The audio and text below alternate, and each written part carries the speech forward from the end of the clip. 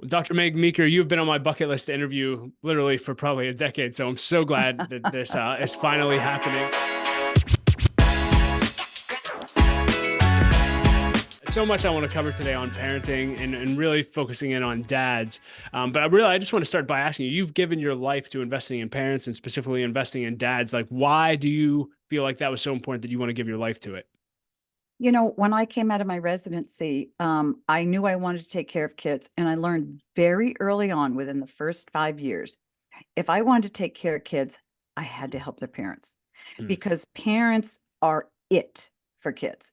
I can tell kids what to do and I can tell kids how to do this, but parents really have all the power. It isn't teachers, it isn't coaches, it isn't Hmm. even peers, it's parents. So then I began to invest in parents.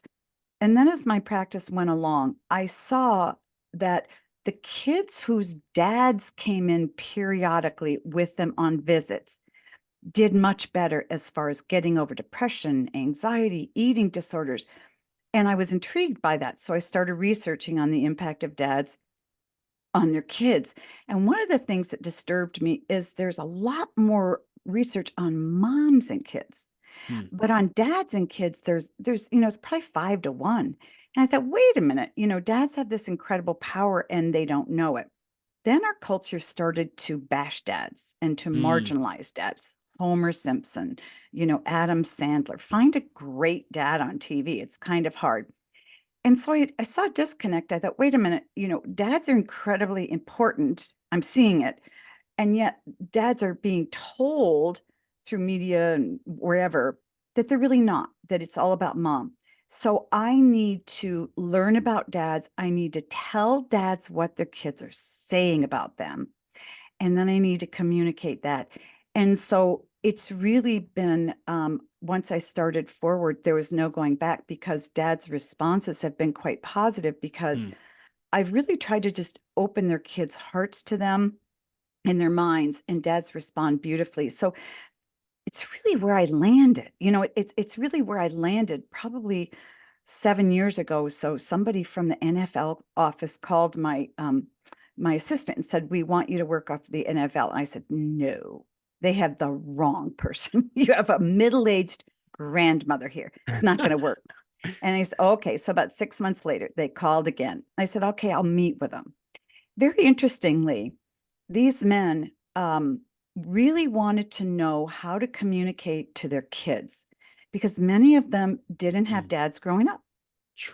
And I said, "Okay, well, I'm not a dad, but I can tell you what kids tell me they want from their dads." And so once I told them that, it's like a light bulb went off.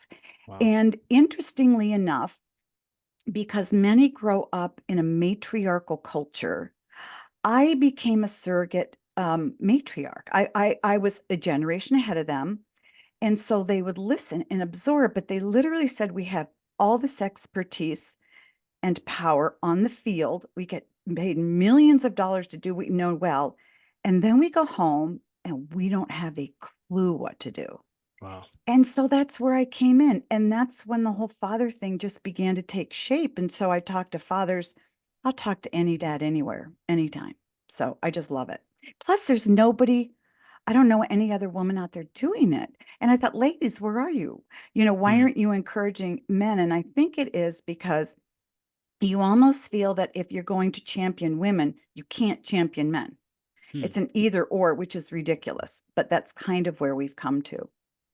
Yeah, I heard someone tell me once, well, one, nationally, there's a local conference here put on by a nonprofit called Man Up, and it's encouraging men to be better dads. And if you're be a great dad to your kids, be a great dad to other kids, and so on and so forth. And they just highlight the epidemic of fatherlessness in our nation Yep. and the Yep. statistics that go to that. I'd be curious, just what's your insight into that, and how can we really put a dent in that issue?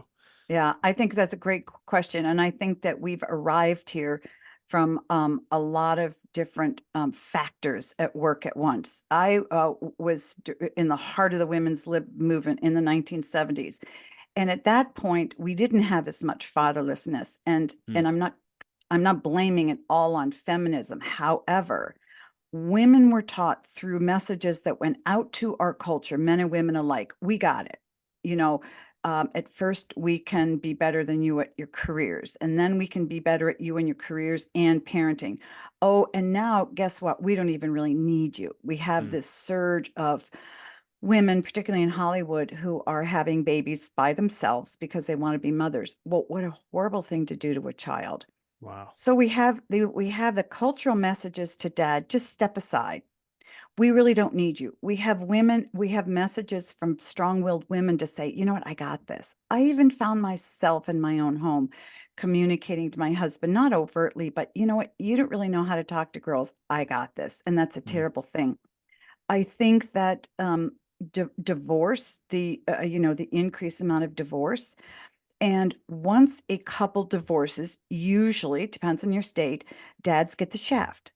Moms get the kids through the week, and dads get kids every other weekend. So that pushes a dad out of a child's life. Once that dad has been pretty much out of the child's life for 5 years, they've shown, then dads just sort of give up and back Mm. away and go, you Wow. know what, I'm really not needed. And then, of course, in different socioeconomic levels in our strata, in our culture, it doesn't pay to be married. As Mm. a single mom, you get a lot more money if you're a single mom than you if you're married.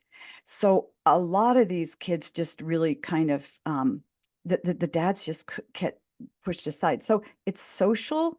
I think it's personal relationships. I think that divorce crushes dads. I had a dad expert tell me one time, this is intriguing. Every divorced man should be considered at higher risk for suicide. And I said, Wow. really? He said, yeah, because what happens emotionally and psychologically to a man right after divorce can be devastating. And a big part of that is feeling like a failure with your kids. Because by and large, your kids are pulled away from you. They're given to mom. And that really isn't fair. At Indosha, we help transform visions into results. What does that mean? We often work with companies who are doing amazing things that have incredible products and services, but fail to communicate what they do properly and market themselves effectively. We passionately serve entrepreneurs, business leaders, and visionaries to see what's in their heart and their visions for the future come to life. We do that by providing fractional marketing leadership and creative execution all in one. That's what we call VCMO. With VCMO, you get a marketing director and a team of creative professionals to help execute all of your marketing needs, all for one monthly cost. How do we do all this? We do it 3 ways. Number 1, we get your vision. We get excited about your mission and your trajectory as a company and come alongside to see you go further, faster. 2, we have a team of talented strategists and creatives to get all of the work done. And 3, we flat out work freaking hard for you and your company. Reach out today. Let's start a conversation. So I would be curious, just on that note, if someone's listening to this and they are a single father, they've experienced divorce, or for whatever reason, what would your encouragement be to them? Never, never, never give up on your kids, even if you see your kids every other weekend. What happens to a lot of dads is they feel like failures. They feel insecure in their relationships with their kids, and they feel their kids don't want them, particularly if you have an ex, a wife who's bad mouthing you. Mm. Dads Wow. become very discouraged. And I want to say to those dads, your kid may, for a while in the teen years, talk badly about you, not want to be with you, but take the high road, because I will guarantee you, once that child hits 2021, they're going to recognize that you're a good guy and they'll come right back to you. So if you can just hang on, kids know in the depth of their heart that nothing replaces a dad. Mom cannot replace a dad. Moms don't like to hear it, but it's true. And so your child always, always wants a deeper connection with you, but you will feel like they're going away. But hold on and never give up and just hang on during those really tough years, because you have, God willing, your child hits 20 and you have, decades ahead with your child. So don't give up, because you're far more important to your kids than you have any clue. Kids who don't have a good relationship with their dad hurt forever. They just Mm. hurt forever. And I Wow. always say, kids, Phew. men and women, take one man to their grave. It's your dad. If Wow. you had a broken relationship, you want more healing until you die, really. If you had a good relationship with your dad, you just want more time. And Wow. so most kids don't feel neutral about their dads. Think about it. You can feel neutral about a Mm. teacher or a coach or a friend. When it comes to your dad, you either adore him or you cry when you hear his name. That's how Well, that's how that's how critically important dads are, even divorced dads. So wow. Well, thank you for encouraging it. And even for me as a dad, greatly encouraging to know the impact that we can have. Um, what you've given your life to this, and thank you for investing in dads. You've written 7 books. You offer coaching, all these different things to dads. I heard someone say once, I think it was Jeremy Pryor. He said most people only have one model of what family should look like, and that's the family they grew up in. I'm just curious if people have one model and it was a negative one, mhm. before we can really even start to think about how can I be a great dad, how can people overcome maybe the trauma or the wounds that they experienced in their childhood and the family they experienced before they can even set a solid foundation to be a great dad? It's a great question. And I talk about this with dads. Every father comes into parenting with a preload. Okay. Mm. And your preload is your experience as a child with a dad or without a dad. And unfortunately, unless you address those major issues that you experienced as a child, you will bring that into your parenting. And subconsciously, if dad was a yeller and you thought, I can't wait to get away from this guy, I can't stand him, you have a pretty good chance of being a yeller to your kids because that's what you know. Mm. So you default to what you know. So here's what I encourage dads to do. It's a painful experience. You got to take a good friend who's a guy, a counselor, pastor, whatever, and you need to walk back through to the deepest pains that you experienced in your family with your dad. And you need to face them. And you may not resolve them completely, but you know what they are. So that moving forward, you can say, you know what, it crushed me whenever my dad yelled, or my dad hit, or my dad never showed up. And so I know that hurt terribly, but as I move forward, I will not yell at my kids. Even Mm. though I'm tempted to yell at my kids, I won't. Even though I'm tempted to leave my kids like my dad left me or not engage with them, I won't. So you can only change a behavior if you know what you're changing from. So, even just tackling one or two or your deep pains in your childhood, and everybody has them, but some are much deeper than others, fathers. And then they realize how much it hurt, and they are going to make a big effort not to bring them into their parenting. And that's really where a lot of the healing starts, is in parenting. Because if you Mm. had a dad who yelled, you know it hurt a lot. You know how it hurt, why it hurt, when it hurt, and you move forward and you don't yell to your kids, you begin to reestablish a healthy relationship with a child. And that begins to heal you as a child, if that makes any sense. Yeah, And, absolutely. and so parenting can be such a rich, healing, wonderful experience for dads. But if you go into it not being willing to face what happened in the past, it could be much more painful, and it'll be more painful for your kids. That's so powerful. I remember now I have a great relationship with my dad now, but there are things I remember in my early 20s that I was disappointed in the way I was raised by, and very frustrated with him. And I was having devotions one day and I was reading Hebrews 12, and it talks about God as our father. And it Mhm. said our earthly fathers disciplined us for a while, and then it just said doing the best that they knew how. Mhm. And I just felt like God really healed me through that and made me have this revelation of like, hey, my dad may not have had the same equipping or same knowledge that I have, at 20. But he did the best he could. And, given the circumstances he grew up with, like, which I have no idea about. And it just gave me such a different perspective on my dad and even the things that he neglected to put in me. And man, it just made me love him so much more. And going to that place was so healing. And I don't know if I could be the dad I am today had I not gone there. So thank you for your encouragement there. You bet. You bet. And God is so magnificent because he is an incredible father. But a lot of people, men and women, who carry father wounds have a hard time relating to God because that father stumbling block. But you're absolutely right to look at your dad and go, he carried his preload into parenting you. And so he was putting onto you something that was put onto him. Yeah. And so he didn't mean to do that. He Have- didn't have- want to do that. It's just what came out because nobody schooled him. Nobody helped him like you're doing now with the dads out there. Probably nobody taught him. yeah, have you ever seen the movie The Shack? Yes. Oh man, that for those listening, if you haven't seen it, it's a hard movie to watch, but it's phenomenal. Mm-hmm. That scene where he gets to see his dad in heaven, and then he got a glimpse of what his dad's experience was with his Mm-hmm. dad, and they hug, and he said, "I'm sorry, son, I didn't know any better." I mean, I want to cry now. Oh, so powerful. And so many dads feel that way. Mm, So many, I'll never forget. My dad died of Alzheimer's, and I was very attached to my mm, father.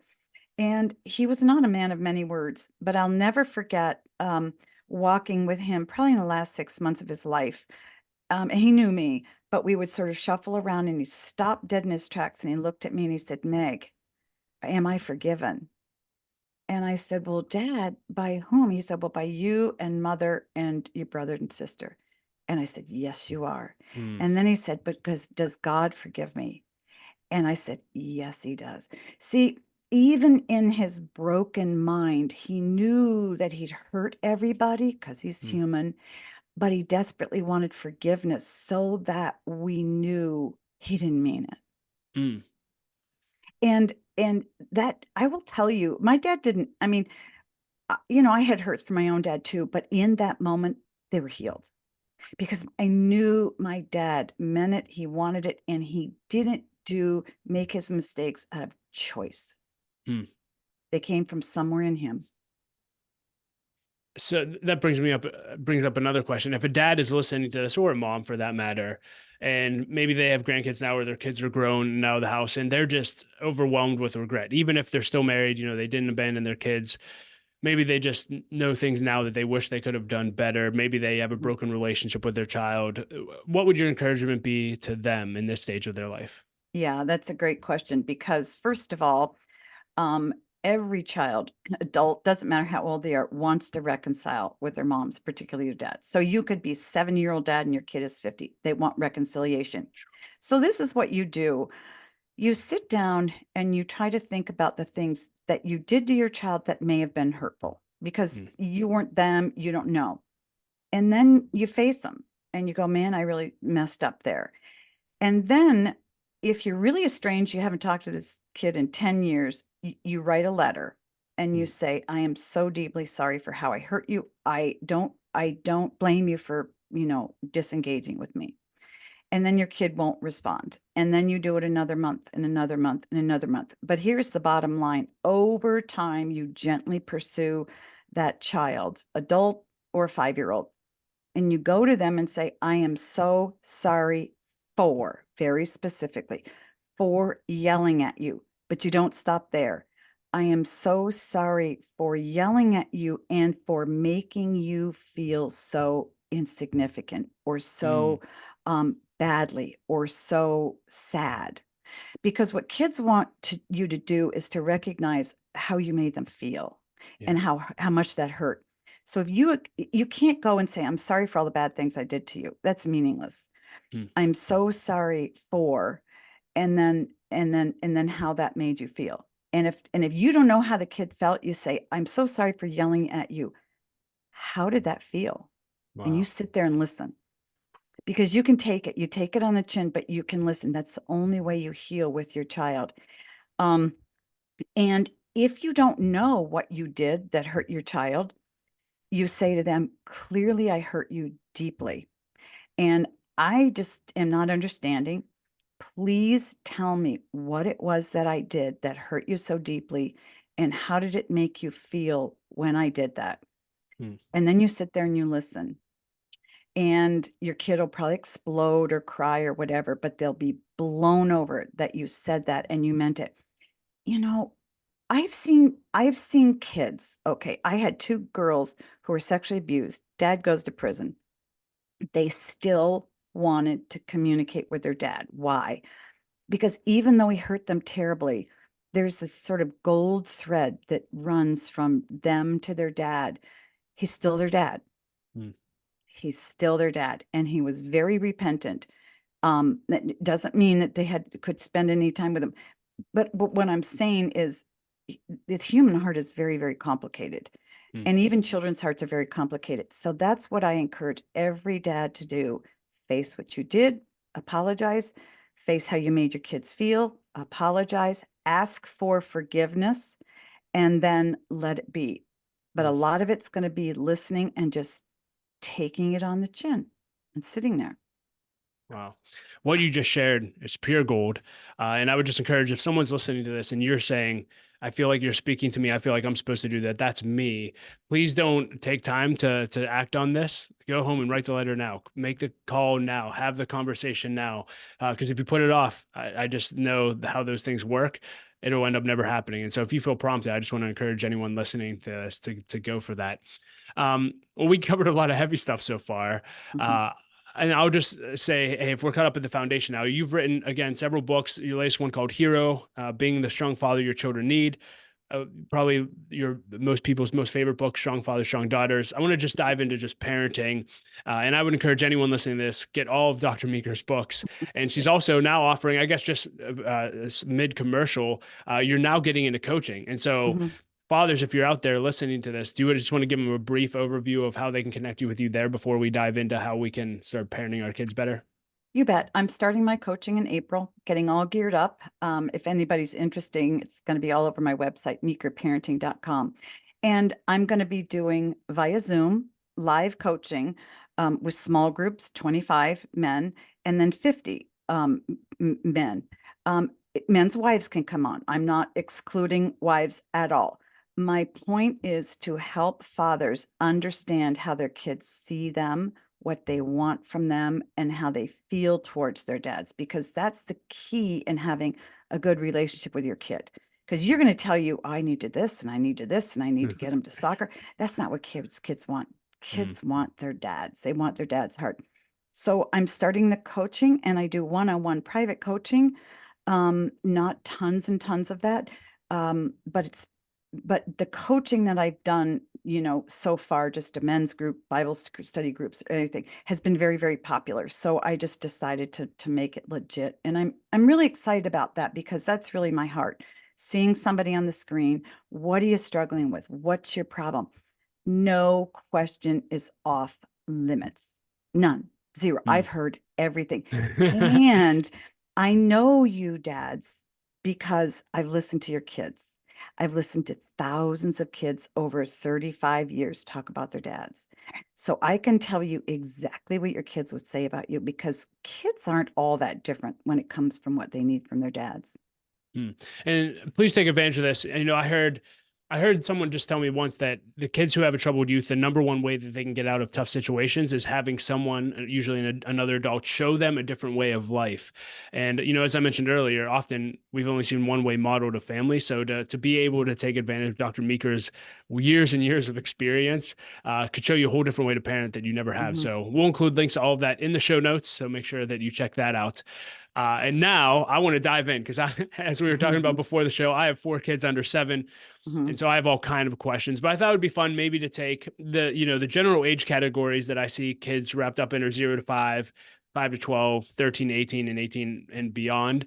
So I would love to take that 0 to 5, which is where 3 out of my 4 kids are at.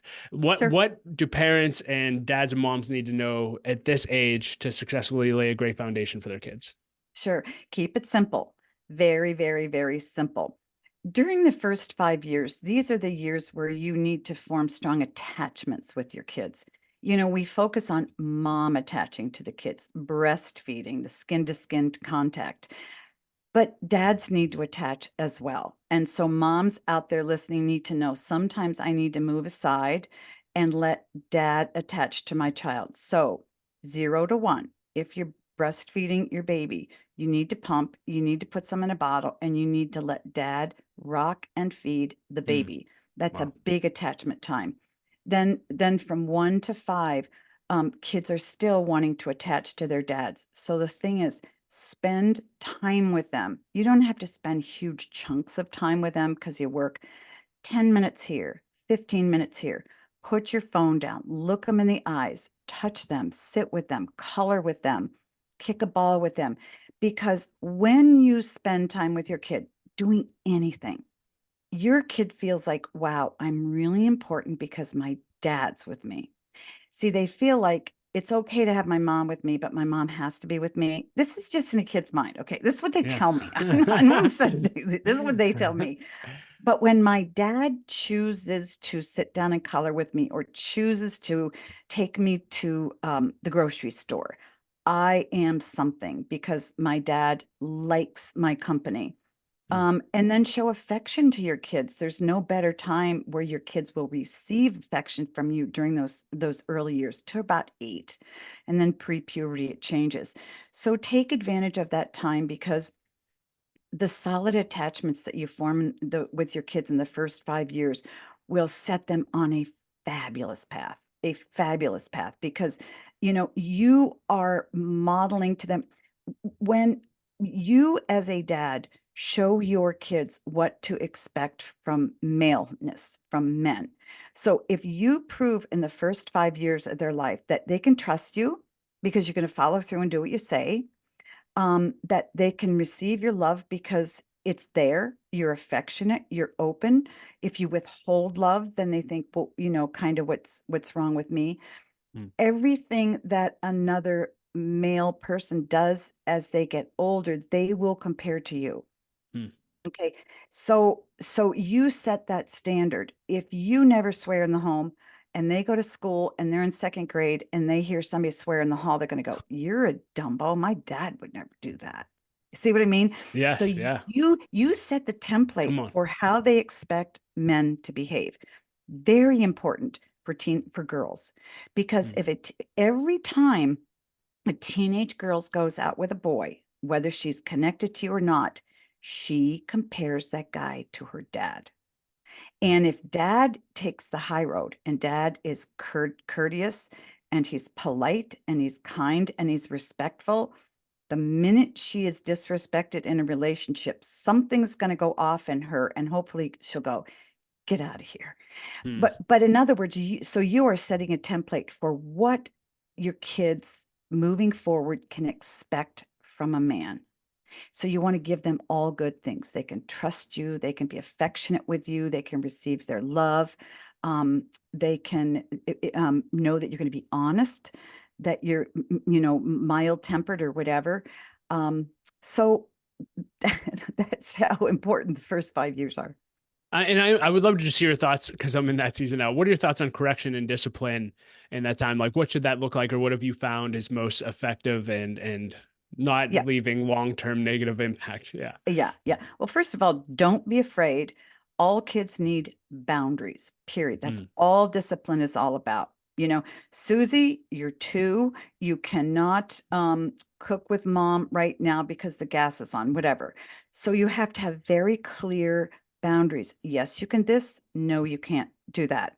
And you tell them to the kids very simply. Don't overspeak to your kids because a 2 and a 3 and a 4-year-old probably aren't going to understand much beyond you can't do this.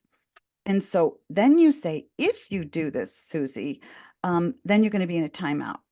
And then if you do this, Johnny, then say he's 5, then you can't, ride your bike for 3 days or whatever it is.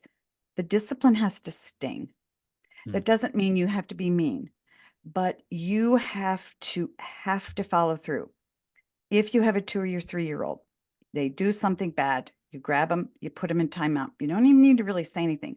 They kick and scream and run out of the chair. Pick them up, put them back in the chair. If you need to sit there and hold them on your lap, that's what you do.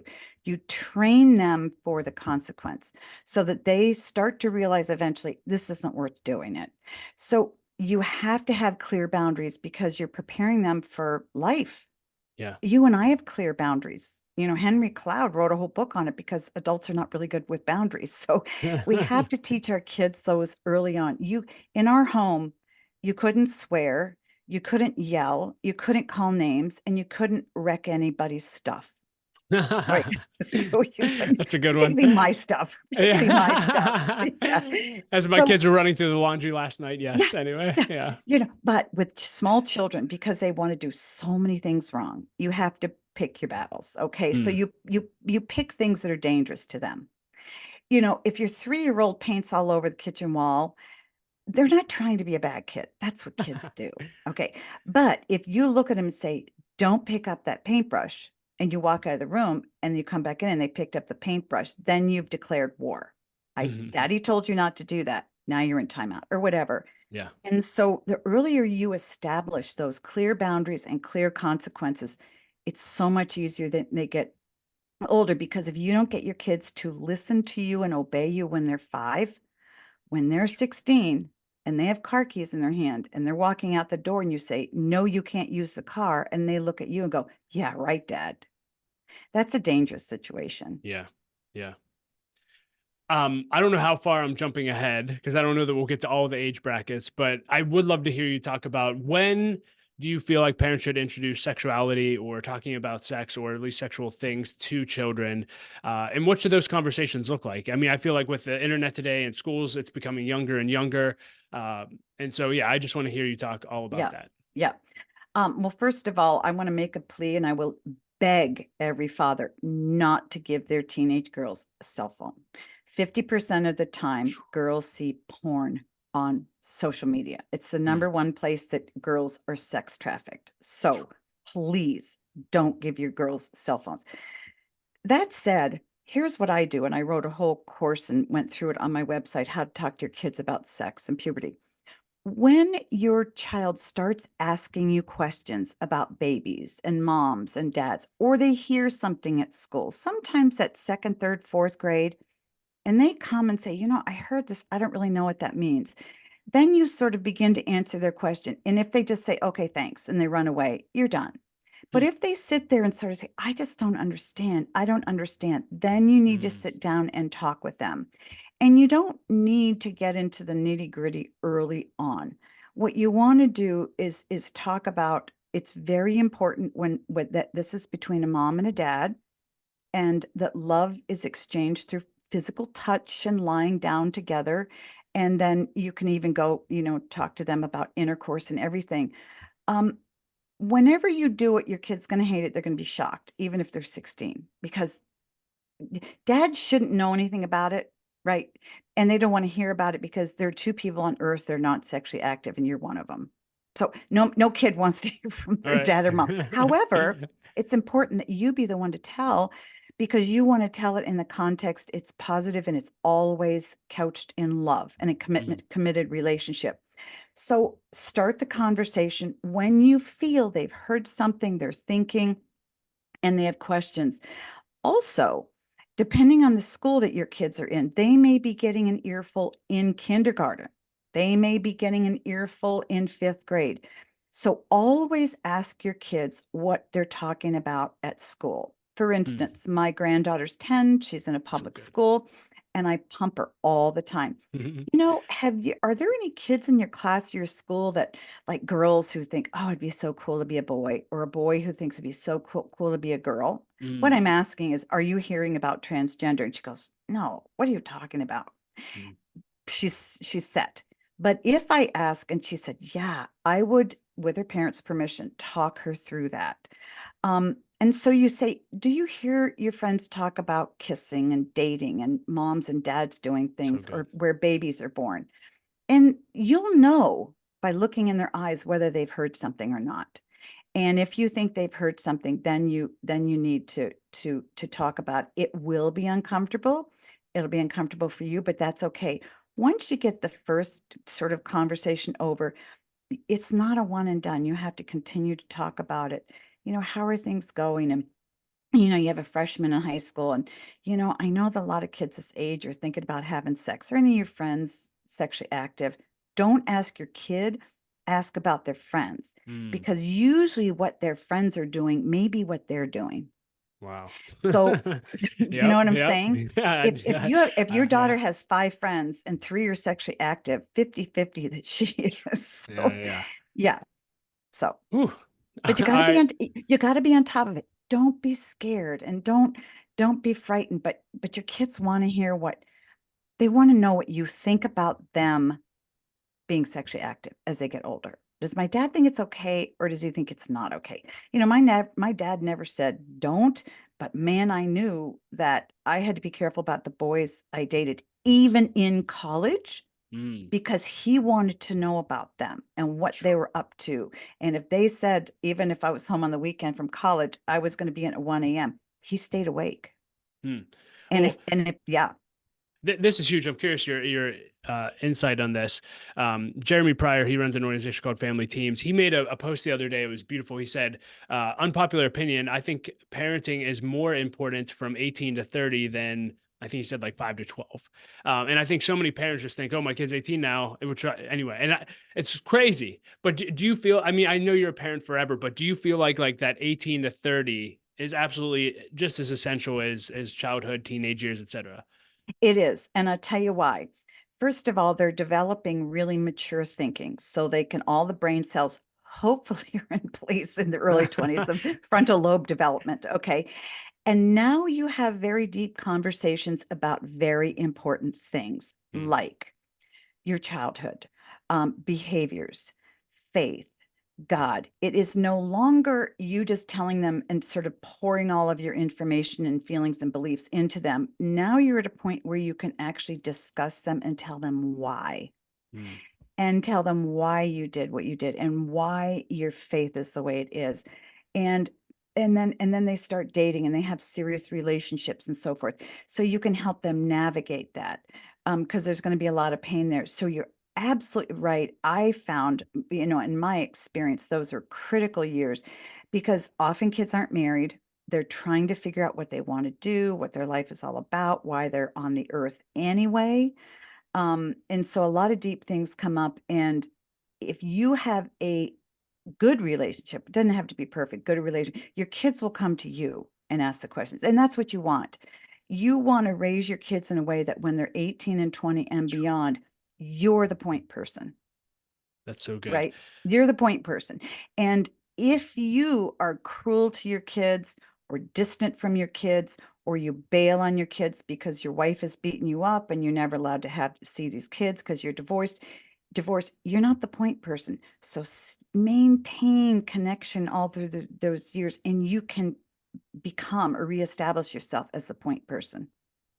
So good. We only have a few minutes left. I did want to hit on raising confident kids, and I know you talk a lot about strong fathers, strong daughters, raising women to be confident and not have girls to not have body image issues. And I'm sure with guys, it's having confidence and security. What are your best tips on raising confident kids who are confident who they are? Well, I think first of all, you have to model it.